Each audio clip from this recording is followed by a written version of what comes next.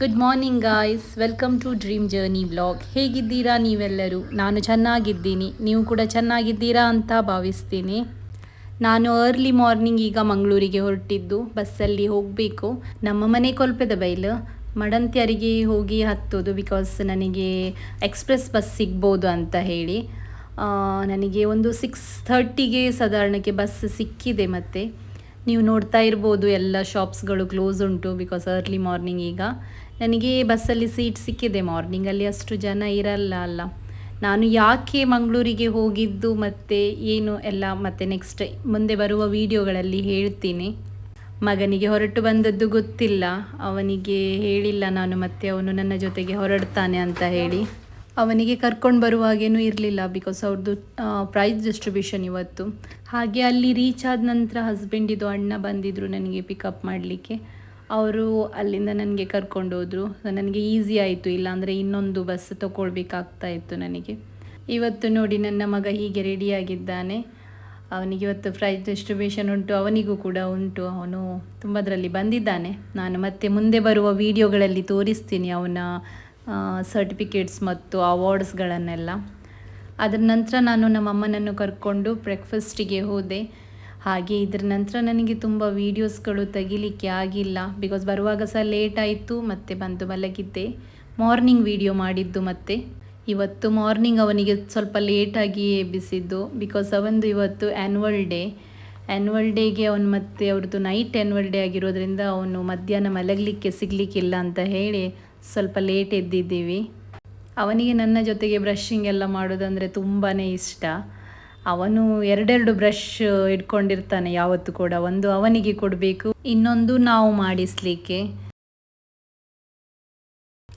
ಇವತ್ತು ನಮಗೆ ಬ್ರೇಕ್ಫಾಸ್ಟಿಗೆ ಮ್ಯಾಗಿ.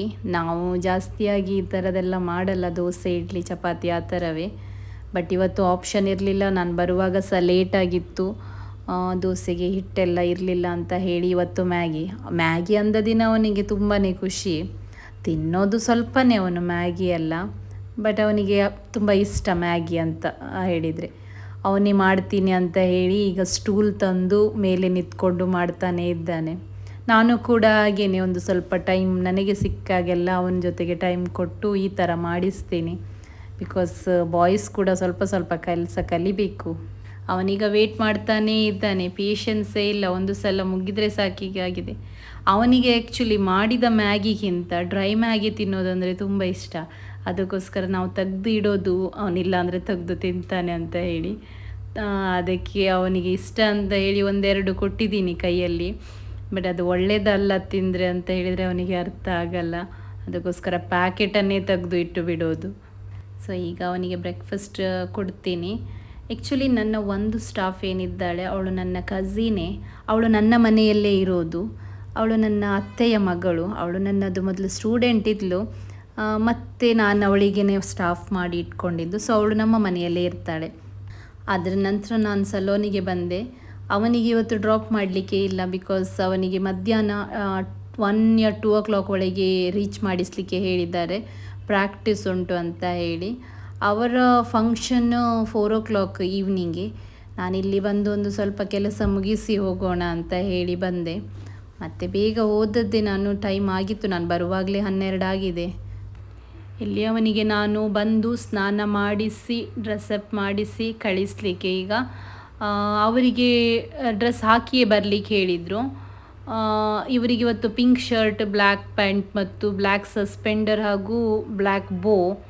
ಅವನ ಹತ್ರ ಬಾಕಿ ಎಲ್ಲ ಇತ್ತು, ಶರ್ಟ್ ಒಂದೇ ಇರಲಿಲ್ಲ. ಸೊ ನಾವು ಶರ್ಟ್ ಸ್ಕೂಲಿಂದನೇ ಪರ್ಚೇಸ್ ಮಾಡಿದ್ದು.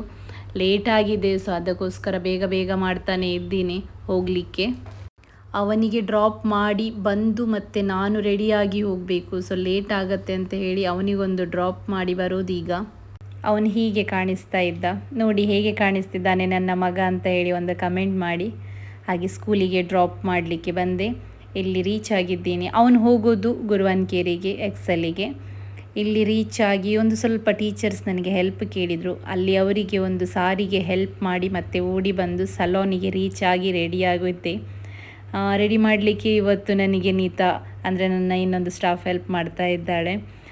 ಇವತ್ತು ಯಾರೂ ಇರಲಿಲ್ಲ ಪುಣ್ಯಕ್ಕೆ ಅಷ್ಟು, ಇಲ್ಲಾಂದರೆ ಇಷ್ಟೆಲ್ಲ ಟೈಮ್ ನಮಗೆ ಸಿಗಲ್ಲ. ನಾನು ರೆಡಿ ಆಗೋದು ತುಂಬ ಅಂದರೆ ತುಂಬ ಕಡಿಮೆ, ಬಿಕಾಸ್ ಆಫ್ ಟೈಮ್ ರಶ್ ಇರಿದಾಗ ನಾವು ನಮ್ಮದೇ ಮಾಡಿಕೊಂಡು ಕೂತ್ಕೊಳ್ಳಿಕ್ಕಾಗಲ್ಲ ಅಲ್ಲ. ಇದರ ಗೆಟ್ ರೆಡಿ ವಿತ್ ಮೀ ಕೂಡ ನಾನು ಶಾರ್ಟಲ್ಲಿ ಹಾಕಿದ್ದೀನಿ, ಪ್ಲೀಸ್ ಚೆಕ್ ಮಾಡಿ, ಲೈಕ್ ಮಾಡಿ. ಮತ್ತು ಹಾಗೆ ಇವತ್ತು ನಾನು ಉಡೋದು ಸಾರಿ. ಫಸ್ಟೊಂದು ಹೇರ್ ಮಾಡಿಕೊಂಡು ಅದರ ನಂತರ ಸಾರಿ ಉಡೋದು, ಮೇಕಪ್ ಆಗಿದೆ, ಸಾರಿ ಉಟ್ಟು ಹೋಗೋದು.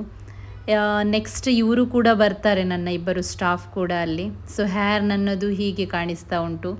ನಾನು ಜಾಸ್ತಿಯಾಗಿ ಉಡೋದು ಕಾಟನ್ ಸಾರಿಗಳೇ, ನನಗೆ ಇಷ್ಟ ಆಗುತ್ತೆ ಕಾಟನ್ ಸಾರಿಗಳು ರೇಷ್ಮೆ ಸಾರಿಗಿಂತ ಅಥವಾ ಬನಾರಸಿ ಸಾರಿಗಳಿಗಿಂತ.